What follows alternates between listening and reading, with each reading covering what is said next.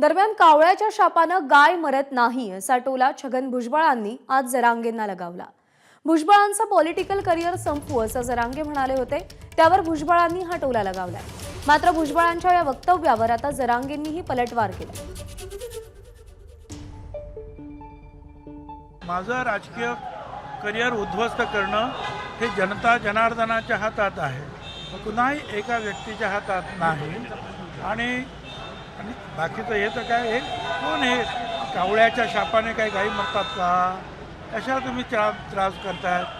आणि दुसरं काय तुम्ही म्हणाला, त्यांचा एक दावा आहे की जे लक्ष्मण हाके जे चुकीचे जे प्रमाणपत्र दिली गेली असतील, देणारे आणि घेणारे यांची चौकशी करून कारवाई होईल असं सुद्धा मुख्यमंत्र्यांनी सांगितलं। भुजबळ साहेबांना सांगतो, जास्त खुश नका होऊ, जास्त खुश नका होऊ।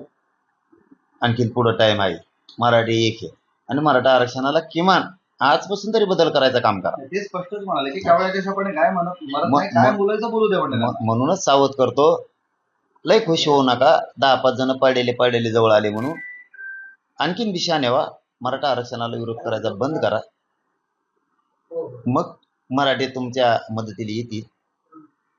पण खुश होऊ नका, कोणाच्या शापाने काय होतं, थोडे दिवस जवळ लय खुश होऊ नका। पडलेले जवळ आले, लय जवळ आहे, नसता मराठ्यांचा विरोध बंद करा। एबीपी माझा, उघडा डोळे बघा नीट।